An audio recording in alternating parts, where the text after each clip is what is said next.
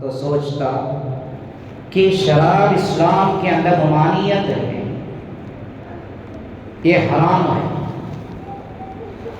اللہ کے نبی تو اجازت دے دی ہے، اگر میں پینے کے بعد حضور کے پاس گیا تو اللہ کے نبی پوچھیں گے تو جھوٹ بھی نہیں بولنا ہے، سچ بولنا ہے۔ اگر سچ بولو تو اس کی سزا ملے گی، جھوٹ کی تو کوئی بات ہی نہیں کہ وعدہ کر کے آیا حضور سے میں جھوٹ نہیں بولوں گا۔ اب فیصلہ یہ کر لیا کہ سزا بھی نہیں چاہیے، جھوٹ بھی نہیں بولنا ہے، شراب ہی کو چھوڑ دیتا ہوں۔ اب وہ شراب پینا بند کر دیا، یہ برائی چلے گی اس کے اندر سے۔ جب دوسری برائی کا وقت آیا، بدکاری کا، اس وقت بھی وہی سوالات اس کے دل کے اندر موجود ہیں، پیدا ہوئے۔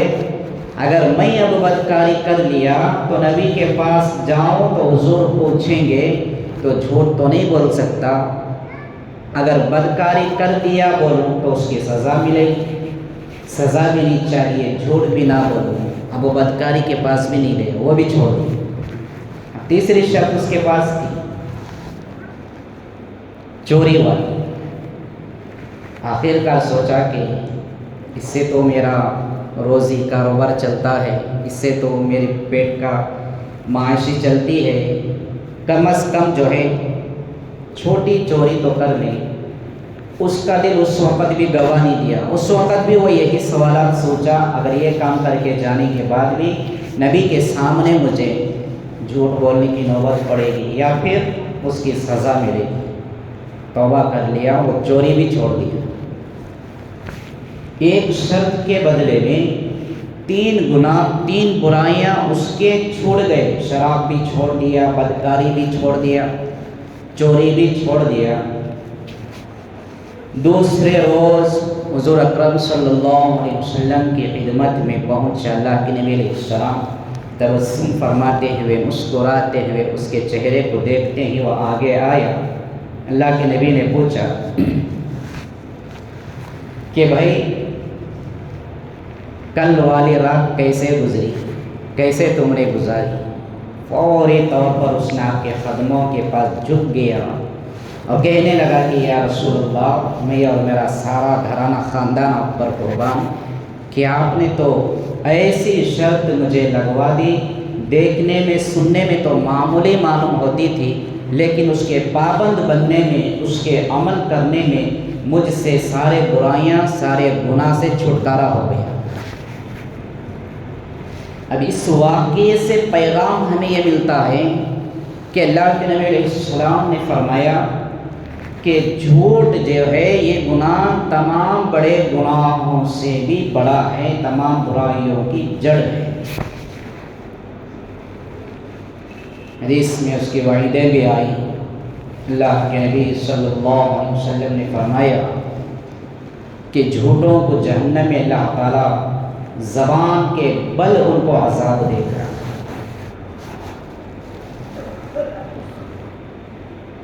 یہ اللہ تبارک و تعالیٰ نے قرآن مجید میں حکم یہی تعلیم دی، واللہ لا يحب الکاذبین، کہ جھوٹے لوگوں کو اللہ پاک کبھی پسند نہیں فرماتے، اللہ کے یہاں اس کی کوئی وقار نہیں رہے گی۔ یہ ہے سب سے بڑا، سب سے پہلا گناہ جو سارے برائیوں کی جڑ بنتا ہے۔ نبی پاک صلی اللہ علیہ وسلم نے صحابہ کرام کو اس کی تعلیم دی، صحابہ کے ذریعے سے ہم تک قرآن اور احادیث کے ذریعے سے یہ تعلیم پہنچی ہے۔ اس پر ہمیں غور کرنے کی ضرورت ہے۔ حضرات بزرگان کرام فرماتے ہیں کہ یہ ایسے گناہ ہیں، انجانے کی بات تو الگ ہے، جان بوجھ کر لوگ اس میں مبتلا ہو جاتے ہیں۔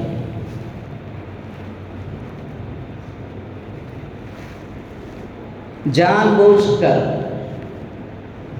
فرمایا کہ ہر طرح کے، ہر قسم کے لوگ اس کے اندر ملوث ہیں۔ ایسا نہیں کہ کوئی جاہل جھوٹ بولتا ہے، کوئی ان پڑھ گوار جھوٹ بولتا ہے، کوئی بے دین جھوٹ بولتا ہے، ہر قسم کے لوگ ان گناہوں میں ملوث ہیں، چاہے دیندار ہو، نمازی ہو، حاجی ہو، ذمہ دار ہو، امیر ہو، مولوی ہو، کسی بھی طرح کے کوئی لوگ اس میں بچے ہی نہیں۔ حضرت عمر رضی اللہ تعالی عنہ نے ایک مسلمان کے دیندار ہونے کی معیار جو بتلائی، جو قائم فرمائی، وہ لوگوں کے معاملات اور معاشرت پر فرمایا، عبادت کا درجہ بعد میں رکھا۔ ایک آدمی آپ کے پاس آیا، دوسرے کی تعریف کرنے لگا کہ یہ بڑا اچھا دیندار ہے، بڑا سیدھا سادہ، اچھے قسم کا، اچھے اخلاق کا آدمی ہے۔ حضرت عمر نے اس سے پوچھا، کیا تم اس کے گھر کے قریب رہتے ہو؟ اس سے معاملات ہیں، دوستی ہے؟ تو اس نے کہا کہ جی نہیں۔ دوسری شرط آپ نے پوچھی کہ اس کے ساتھ تمہارے لین دین معاملات ہیں؟ تو اس نے کہا کہ یہ بھی نہیں۔ تو پھر کس بنا پر اسے اچھا دیندار اور اچھے اخلاق والا کا تصور کرتے ہو؟ اس شخص نے کہا کہ بڑا عبادت گزار ہے، فرائض و واجبات اور سنتوں کا بڑا اہتمام کرتا ہے۔ حضرت عمر رضی اللہ تعالیٰ نے فرمایا کہ یہ دونوں چیزوں میں دیکھو کہ معاملات اور معاشرت میں اگر ہے تو اس کے بعد اسے دیندار ہونے کی بات کرو، کیونکہ حدیث کے ہمیں کئی مثالیں ایسے ملتے ہیں کہ انسان کی زندگی کے سند جو ہے عبادتوں پر نہیں جاتے، ان کے اخلاق پر نہیں جاتے، ان کے جو ہے معاملات اور معاشرت پر جاتے ہیں۔ کھل کر ہم بات سمجھیں تو حضرت ابن عباس رضی اللہ تعالیٰ عنہ کے پاس ایک شخص آ کر کہتا ہے کہ ایک آدمی ہے، گناہ بھی کم کرتا ہے، عبادت بھی کم کرتا ہے، ایک دوسرا آدمی ہے، گناہ بھی زیادہ کرتا ہے، عبادتیں بھی زیادہ کرتا ہے، آپ کے سامنے کون زیادہ بہتر اور پسندیدہ ہے؟ تو آپ نے فرمایا کہ میں سلامتی کے سوا کسی کو پسند نہیں فرماتا، یعنی سلامتی کے اعمال ایک طرف ہے، گناہ ایک طرف ہے۔ اور ایک حدیث حضرت ابو ہریرہ رضی اللہ تعالیٰ عنہ ارشاد فرماتے ہیں کہ اللہ کے نبی علیہ السلام نے فرمایا کہ ابو ہریرہ حرام سے بچ جاؤ، تم عابد و زاہد سے بھی آگے نکل جاؤ۔ یہ دو احادیث سے ہمیں بات آسانی سے سمجھ میں آتی ہے کہ ہماری نمازیں، ہمارے ذکر و اذکار، ہماری نوافل، ہمارے صدقہ و خیرات، دوسری نوافل عبادتیں ایک طرف ہیں، یہ جھوٹ جیسا گناہ جو ہے ان تمام پر بھاری پڑتا ہے۔ گناہ کا چھوڑنا اعمال سے بڑھ کر ہے۔ یہ جھوٹ جیسے گناہ کو اپنے اندر رکھ کر عبادتوں کا کرنا کوئی فائدہ نہیں بنتا۔ ہم نماز پڑھیں، ہم باہر جائیں تو ہم جھوٹ بولیں، دکان میں بیٹھے تو ہم جھوٹ بولتے ہیں۔ مسلمانوں کے اندر بڑی خراب عادت، قسم کھا کر جھوٹ بولتے ہیں، جان بوجھ کر اس کے اندر مبتلا ہوتے ہیں کہ بولنے والا سمجھتا ہے کہ میں جھوٹ بول رہا ہوں، پھر بھی قسم کھا کر جھوٹ بولتے ہیں۔ پھر عبادتوں کا ہمارا کیا بنتا ہے؟ حضرات صحابہ اکرام نے اس سے پرہیز کرنے کی تعلیم دی۔ اللہ کے نبی علیہ السلام نے حضرت صحابہ سے فرمایا کہ یہ گناہوں سے بچ جائیں گے تو عبادت اور عابد اور زاہد سے بھی آگے نکل جائیں گے۔ ہم خود غور کر لیں، حضرت عمر رضی اللہ تعالیٰ عنہ نے بھی یہی تعلیم دی کہ ہماری دینداری اگر دیکھنا ہے تو ہمارے معاملات، ہمارے معاشرت میں دیکھنا ہے، یہ نہیں کہ مسجد میں دیکھو۔ ہماری دینداری مسجد میں اور مجالس میں نہیں بلکہ باہر والی زندگی میں نظر آنا ہے، ہمارے معاملات میں ہونا ہے، ہمارے دکان میں، ہماری تجارت میں، ہمارے کاروبار میں، ہمارے معاملات میں، وہاں اگر ہماری سچائی پر ہے، زبان ہماری دینداری وہاں ہے تو ہم خود اس کا جو ہے دعویٰ کر سکتے ہیں کہ ہم پکے دیندار ہیں۔ ہر کوئی ملوث ہے، کوئی یہ دعویٰ نہیں کر سکتا کہ میں جھوٹ کے قریب بھی نہیں پہنچتا، میں جھوٹ جیسی مہلک بیماری مجھے معلوم ہی نہیں، میں جھوٹ بولتا ہی کوئی دعویٰ نہیں کر سکتا۔ اس سے کوئی جو ہے دودھ سے دھلا ہوا نہیں، ہر ایک کے اندر یہ چیز موجود ہے۔ لیکن قرآن کی تعلیم، نبی کریم صلی اللہ علیہ وسلم کے ارشادات ہمیں جو ہے اپنی زندگی بنانے کی تعلیم دیتے ہیں۔ دوسری آیت شریفہ میں اللہ نے اور 2 بیماریوں کا ذکر فرمایا، ایک ہے بدگمانی اور بدظنی، دوسرا غیبت ہے۔ یہ اس موضوع میں سے نکلتے ہوئے ملتے ہوئے یہ وہ روحانی بیماریاں اور گناہ ہیں جسے جو ہے انسان اور بالخصوص مسلمان اس کے اوپر توجہ نہیں دیتے، انجانے میں ہو یا جانے میں ہو، دونوں طرح سے یہ چیزیں ہو جاتی ہیں۔ اب بدگمانی کیا ہے؟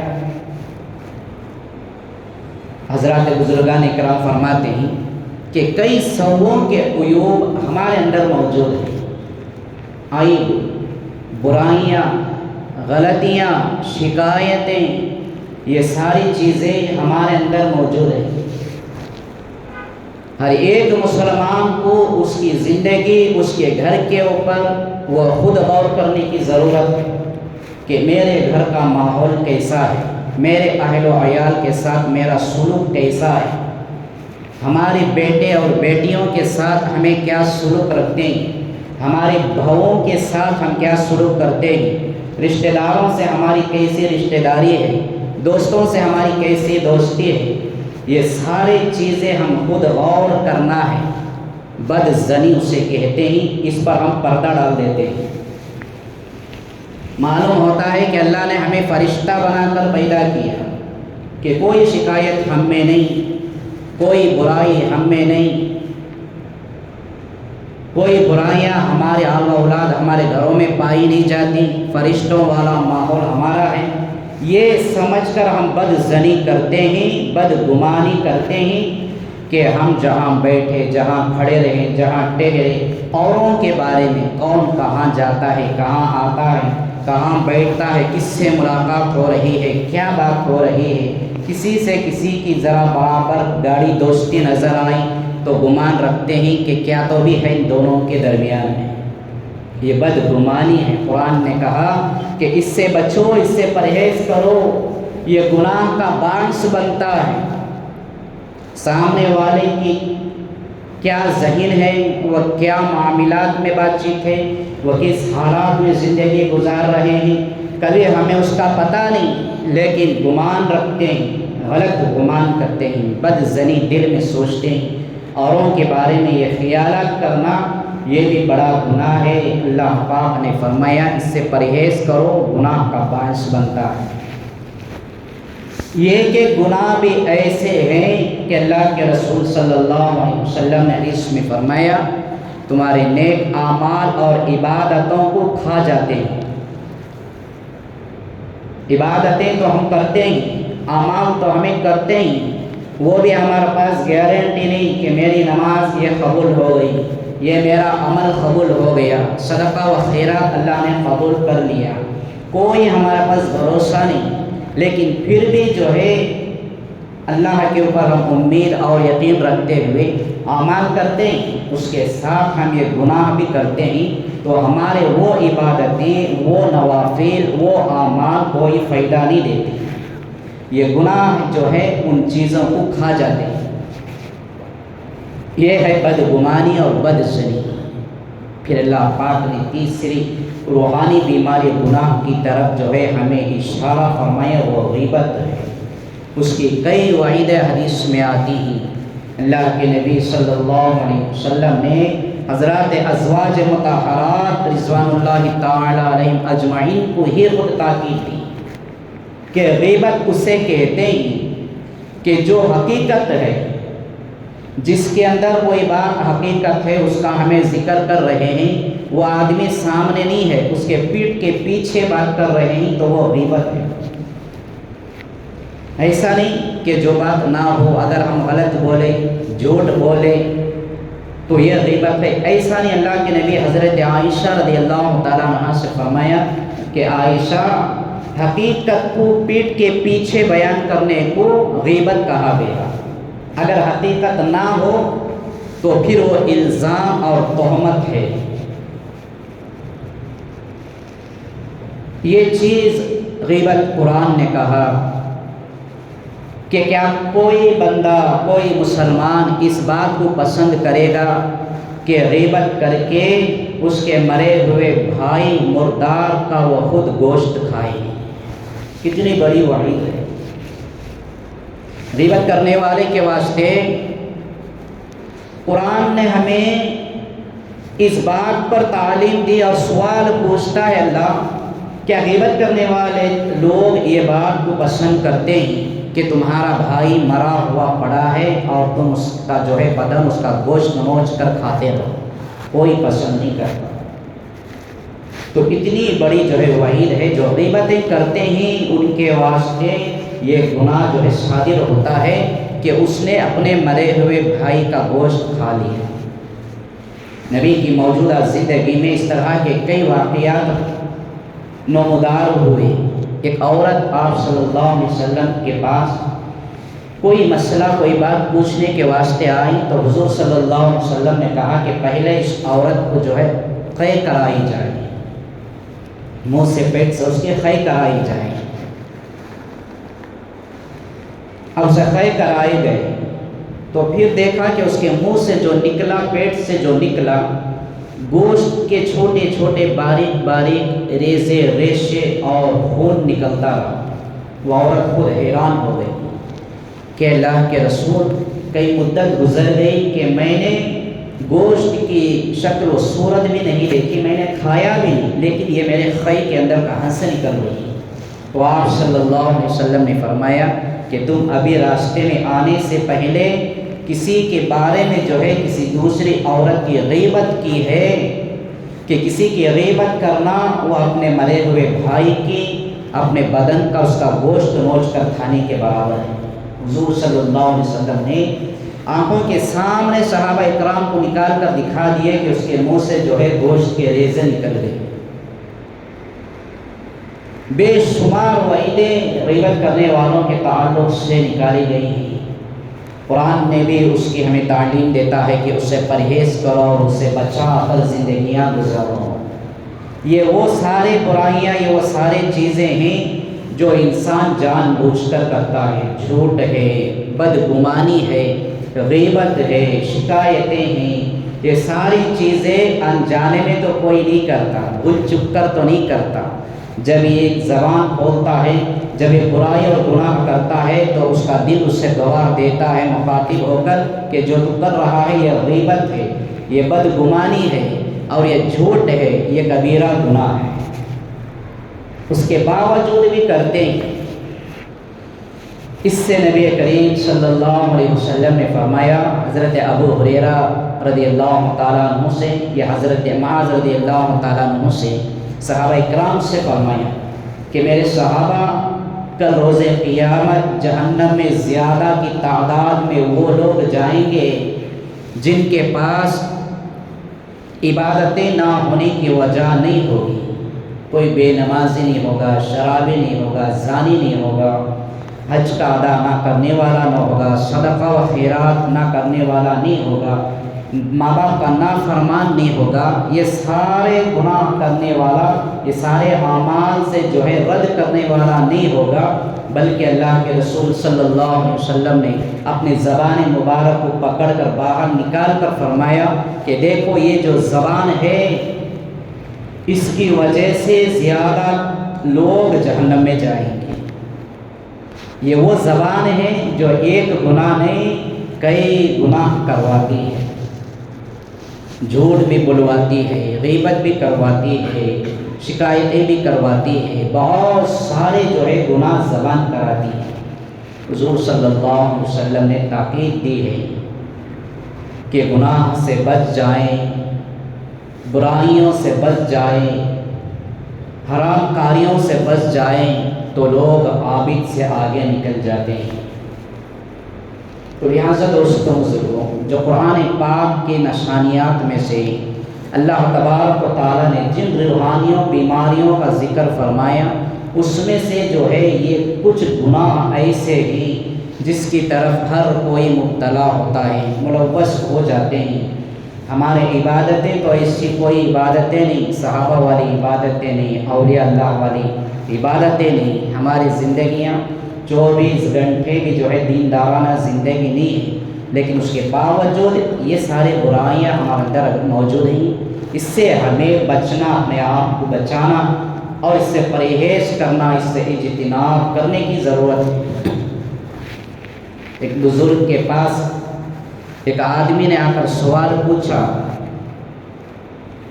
کہ ایک آدمی اپنے جو ہے کاروبار کے اندر، اپنے دھندے کے اندر، اپنی تجارت کے اندر اللہ کا خوف نہیں کرتا، جھوٹ کا لحاظ نہیں رکھتا، گناہ کا لحاظ نہیں کرتا، لیکن جو ہے رات میں وہ تہجد پڑھتا ہے، تہجد کا پابند ہے، کہ اس سے آپ کی نظریات میں اس کا کیا معاملہ ہے؟ تو اللہ کے ولی نے فرمایا کہ دن میں وہ اللہ کا خوف کر لے، رات بھر آرام کی نیند سو جائے۔ دن میں اللہ کا خوف نہیں کرتے، ہم اپنے معاملات میں، اپنے کاروبار میں، اپنے بزنس لائن میں، اپنے تجارت میں اللہ کا خوف نہیں کرتے، پھر ہماری نوافل، ہمارے رات بھر کے نوافل کوئی فائدہ نہیں دیتے۔ یہ سارے شیاطین کے جو ہے کاروباری چیزیں ہیں جسے آج ہمیں خرید کر زندگیاں گزارتے ہیں۔ حضرت موسیٰ علیہ السلام کے زمانے میں بڑا بزرگ اور عابد و زاہد کی شکل میں شیطان گدھوں کے اوپر جو ہے لاد کر چیزیں لے جا رہا تھا، بوریوں پر۔ حضرت موسیٰ علیہ السلام پہچان گئے کہ شیطان ہے، اسے جو ہے لوگوں کو بھڑکانے بہکانے کے علاوہ اسے کیا ضرورت پڑ گئی کہ یہ بھی کاروبار میں نکل گیا، کچھ جو ہے فروخت کرنے نکل گیا۔ تو حضرت موسیٰ علیہ السلام نے پوچھا کہ تو شیطان ہے، تیرے کام اور الگ ہے، یہ تو انسانوں کا کام تجارت ہے، تو کیوں کر رہا ہے؟ تو شیطان نے کہا کہ میں بھی تجارت کر رہا ہوں، کہ ایک گدھے پر جھوٹ ہے، ایک بوری حسد کی ہے، ایک بوری غیبت کی ہے، ایک بوری جو بدگمانی کی ہے، یہ سارے برائیاں ہی فلانے لوگ اسے خریدیں گے، یہ سارے امت محمدیہ کی امت ہوگی۔ یہ شیاطین کی چیزیں ہیں جسے ہم خرید کر اپنی زندگیاں گزارتے ہیں۔ ہمارے اندر خود، ہمارے اندر بھی چیزیں ہیں، ہر کسی کے اندر ہیں، تو ہم اللہ سے صدق دل کے ساتھ توبہ کریں۔ توبہ سے اللہ تبارک و تعالیٰ خوش ہوتے ہیں۔ کتنے بھی چاہے سارے بڑے بڑے گناہ ہو، اللہ تبارک و تعالیٰ سچے دل کی جو ہے توبہ کو قبول کرتے ہیں اور اس کی جو ہے مغفرت کر دیتے ہیں۔ انسان توبہ کرنے کے بعد پھر ایسے برائیاں، ایسے گناہ اور اس طرح کے حرام کاریوں کے پاس ہم ملوث نہیں ہوں گے، اور اس کی جو ہے ہم کوشش بھی نہیں کریں گے۔ یہ اگر ہماری امید ہو جائے تو جناب رسول اللہ صلی اللہ علیہ وسلم نے فرمایا اس کی زندگی جو ہے اعمال اور عبادتوں کی طرف چلے جائیں گی۔ آج لوگ جو کہتے ہیں کیا حضرت مرے کے بعد کیا ہوتا تمہیں دیکھے کیا، اللہ کیا کرتا کہ تمہیں معلوم کیا، میرے ساتھ کیا ہوتا تمہیں معلوم کیا۔ یہ انسان میں جب گناہ پائے جاتے ہیں تو اس کی زبان سے یہی باتیں نکلتے ہیں۔ حضرات بزرگان اکرام نے فرمایا جھوٹ بولنے والا، غیبت کرنے والا، بدگمانی رکھنے والا ہے تو اس کے اندر سوالات یہی پیدا ہوتے ہیں۔ اگر یہ چیزیں نہیں تو اس کا دل جو ہے تسلیم کر لیتا ہے عبادتوں کی طرف۔ ہم جو ہے اپنی نمازوں کا خیال کریں، اپنی عبادتوں کا خیال کریں۔ ہمارے مساجد ویران پڑے ہوئے ہیں، آج حالات جو ہیں ایسے ہی کہ ہر طرف سے دشمن اپنی سازشیں، اپنی کوششیں کرتا ہے کہ مسلمانوں کے ادارے جو ہے تباہ ہو جائے، مسلمانوں کو جو ہے کمزور کر دیا جائے، مساجد بند ہو جائے، مدارس جو ہے بند ہو جائے۔ ان کا ساتھ ہم بھی دیتے ہیں، وہ کیا سازش اور کوشش کریں گے؟ ہم خود جو ہے ان چیزوں سے دور ہو چکے ہیں، ہم خود جو ہے اس سے بہت دور ہو چکے ہیں۔ لہٰذا دوستوں بزرگوں، بہت ساری تعداد ہے ہمارے محلے میں بچتے ہی ہیں، ہر اپنے اپنے محلے میں جتنی تعداد ہماری ہوتی ہے اس میں کی جو ہے تقریباً 1% بھی ہم مسجدوں میں جمع نہیں ہوتے ہیں۔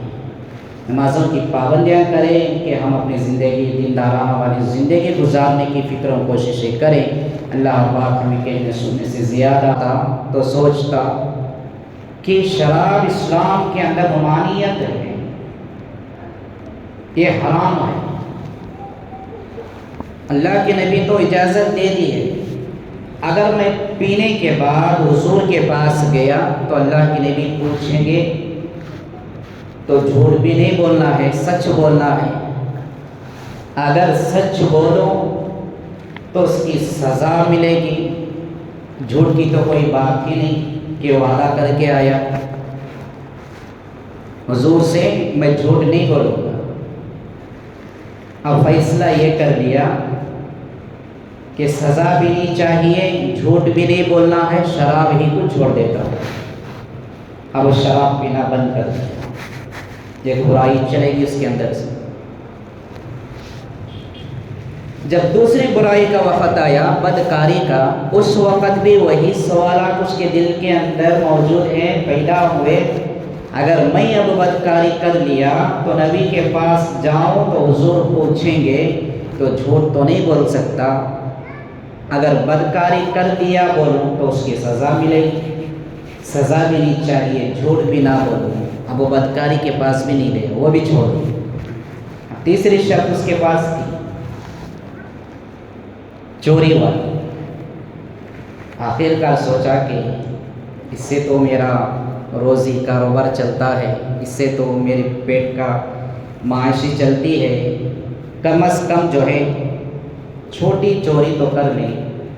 اس کا دل اس وقت بھی گواہ نہیں دیا، اس وقت بھی وہ یہی سوالات سوچا، اگر یہ کام کر کے جانے کے بعد بھی نبی کے سامنے مجھے جھوٹ بولنے کی نوبت پڑے گی یا پھر اس کی سزا ملے گی، توبہ کر لیا، وہ چوری بھی چھوڑ دیا۔ ایک شرط کے بدلے میں 3 گناہ، 3 برائیاں اس کے چھوڑ گئے، شراب بھی چھوڑ دیا، بدکاری بھی چھوڑ دیا، چوری بھی چھوڑ دیا۔ دوسرے روز حضور اکرم صلی اللہ علیہ وسلم کی خدمت میں پہنچا۔ اللہ کے نبی علیہ السلام تبسم فرماتے ہوئے، مسکراتے ہوئے، اس کے چہرے کو دیکھتے ہی وہ آگے آیا۔ اللہ کے نبی نے پوچھا کہ بھائی کل والی رات کیسے گزری، کیسے تم نے گزاری؟ فوری طور پر اس نے آپ کے قدموں کے پاس جھک گیا اور کہنے لگا کہ یا رسول اللہ، میں اور میرا سارا گھرانہ خاندان آپ پر قربان، کہ آپ نے تو ایسی شرط مجھے لگوا دی، دیکھنے میں سننے میں تو معمولی معلوم ہوتی تھی، لیکن اس کے پابند بننے میں، اس کے عمل کرنے میں مجھ سے سارے برائیاں، سارے گناہ سے چھٹکارا ہو گیا۔ اب اس واقعے سے پیغام ہمیں یہ ملتا ہے کہ اللہ کے نبی علیہ السلام نے فرمایا کہ جھوٹ جو ہے یہ گناہ تمام بڑے گناہوں سے بھی بڑا ہے، تمام برائیوں کی جڑ ہے۔ حدیث میں اس کی وعیدیں بھی آئی۔ اللہ کے نبی صلی اللہ علیہ وسلم نے فرمایا کہ جھوٹوں کو جہنم میں اللہ تعالیٰ زبان کے بل ان کو عذاب دے گا۔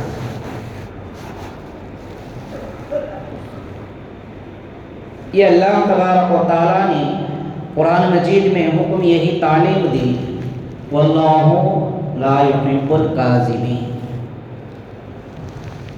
کہ جھوٹے لوگوں کو اللہ پاک کبھی پسند نہیں فرماتے، اللہ کے یہاں اس کی کوئی وقار نہیں رہے گی۔ یہ ہے سب سے بڑا، سب سے پہلا گناہ جو سارے برائیوں کی جڑ بنتا ہے۔ نبی پاک صلی اللہ علیہ وسلم نے صحابہ کرام کو اس کی تعلیم دی، صحابہ کے ذریعے سے ہم تک قرآن اور احادیث کے ذریعے سے یہ تعلیم پہنچی ہے۔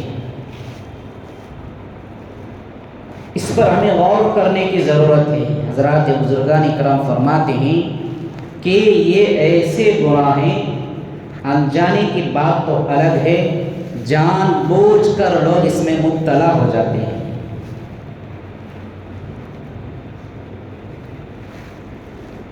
جان بوجھ کر، فرمایا کہ ہر طرح کے، ہر قسم کے لوگ اس کے اندر ملوث ہیں۔ ایسا نہیں کہ کوئی جاہل جھوٹ بولتا ہے، کوئی ان پڑھ گوار جھوٹ بولتا ہے، کوئی بے دین جھوٹ بولتا ہے۔ ہر قسم کے لوگ ان گناہوں میں ملوث ہیں، چاہے دیندار ہو، نمازی ہو، حاجی ہو، ذمہ دار ہو، امیر ہو، مولوی ہو، کسی بھی طرح کے کوئی لوگ اس میں بچے ہی نہیں۔ حضرت عمر رضی اللہ تعالی عنہ نے ایک مسلمان کے دیندار ہونے کی معیار جو بتلائی، جو قائم فرمائی، وہ لوگوں کے معاملات اور معاشرت پر فرمائے، عبادت کا درجہ بعد میں رکھا۔ ایک آدمی آپ کے پاس آیا، دوسرے کی تعریف کرنے لگا کہ یہ بڑا اچھا دیندار ہے، بڑا سیدھا سادہ، اچھے قسم کا، اچھے اخلاق کا آدمی ہے۔ حضرت عمر نے اس سے پوچھا، کیا تم اس کے گھر کے قریب رہتے ہو؟ اس سے معاملات ہیں، دوستی ہے؟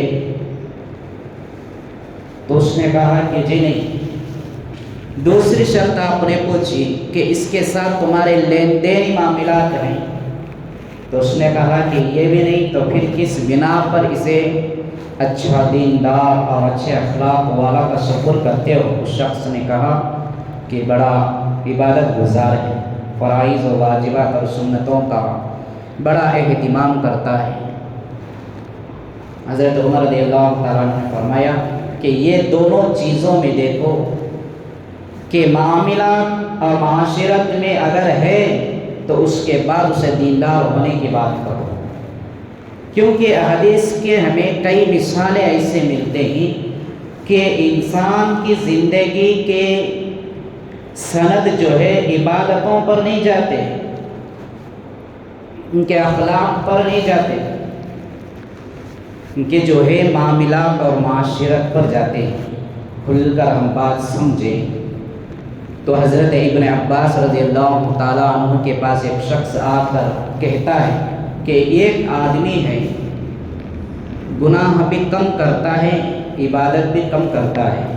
ایک دوسرا آدمی ہے، گناہ بھی زیادہ کرتا ہے، عبادتیں بھی زیادہ کرتا ہے۔ آپ کے سامنے کون زیادہ بہتر اور پسندیدہ ہے؟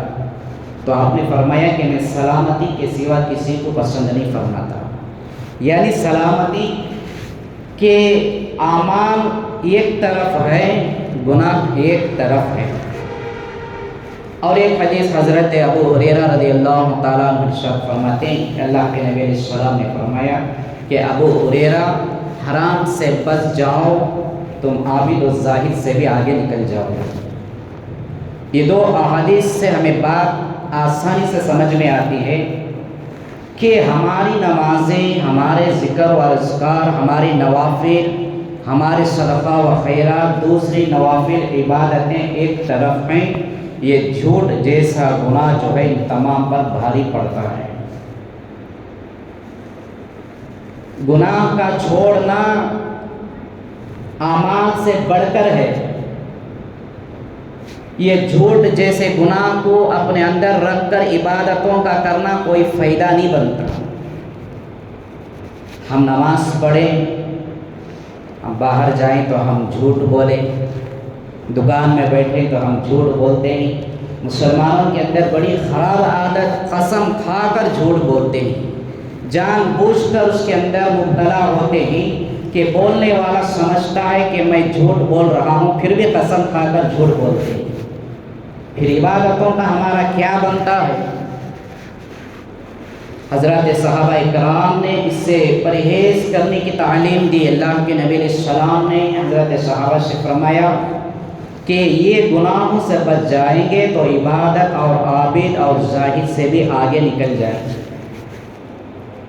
ہم خود غور کر لیں، حضرت عمر رضی اللہ تعالیٰ عنہ نے بھی یہی تعلیم دی کہ ہماری دینداری اگر دیکھنا ہے تو ہمارے معاملات، ہمارے معاشرت میں دیکھنا ہے، یہ نہیں کہ مسجد میں دیکھو۔ ہماری دینداری مسجد میں اور مجالس میں نہیں بلکہ باہر والی زندگی میں نظر آنا ہے، ہمارے معاملات میں ہونا ہے، ہمارے دکان میں، ہماری تجارت میں، ہمارے کاروبار میں، ہمارے معاملات میں، وہاں اگر ہماری سچائی پر ہے، زبان ہماری دینداری وہاں ہے تو ہم خود اس کا جو ہے دعویٰ کر سکتے ہیں کہ ہم پکے دیندار ہیں۔ ہر کوئی ملوث ہے، کوئی یہ دعویٰ نہیں کر سکتا کہ میں جھوٹ کے قریب بھی نہیں پہنچتا، میں جھوٹ جیسی مہلک بیماری مجھے معلوم ہی نہیں، میں جھوٹ بولتا ہی کوئی دعویٰ نہیں کر سکتا، اس سے کوئی جو ہے دودھ سے دھلا ہوا نہیں، ہر ایک کے اندر یہ چیز موجود ہے۔ لیکن قرآن کی تعلیم، نبی کریم صلی اللہ علیہ وسلم کے ارشادات ہمیں جو ہے اپنی زندگی بنانے کی تعلیم دیتے ہیں۔ دوسری آیت شریفہ میں اللہ نے اور دو بیماریوں کا ذکر فرمایا، ایک ہے بدگمانی اور بدظنی، دوسرا غیبت ہے۔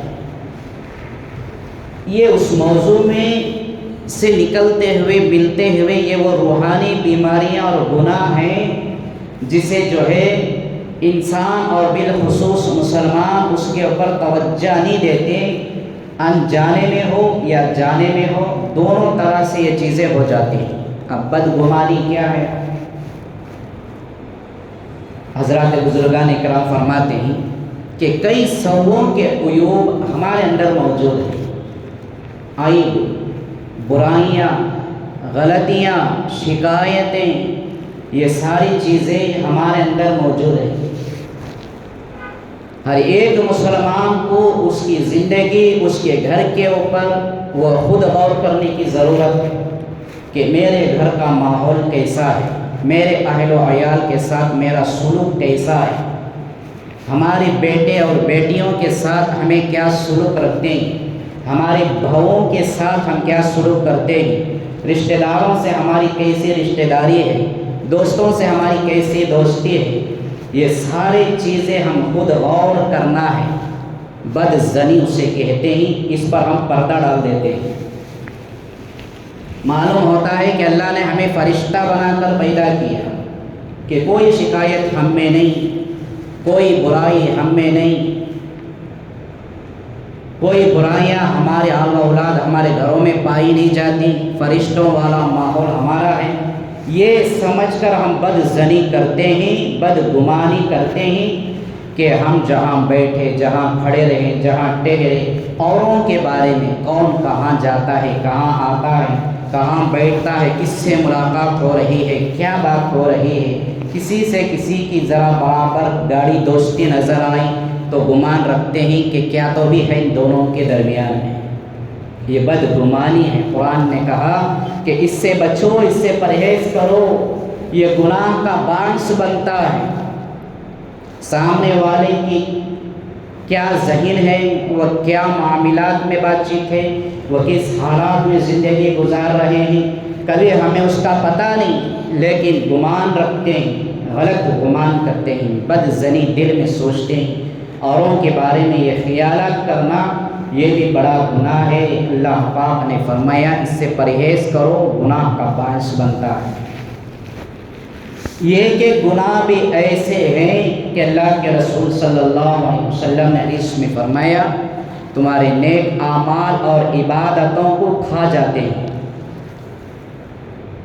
عبادتیں تو ہم کرتے ہیں، اعمال تو ہمیں کرتے ہیں، وہ بھی ہمارے پاس گارنٹی نہیں کہ میری نماز یہ قبول ہو گئی، یہ میرا عمل قبول ہو گیا، صدقہ و خیرات اللہ نے قبول کر لیا، کوئی ہمارے پاس بھروسہ نہیں۔ لیکن پھر بھی جو ہے اللہ کے اوپر ہم امید اور یقین رکھتے ہوئے اعمال کرتے ہیں، اس کے ساتھ ہم یہ گناہ بھی کرتے ہیں، تو ہمارے وہ عبادتیں، وہ نوافل، وہ اعمال کوئی فائدہ نہیں دیتے۔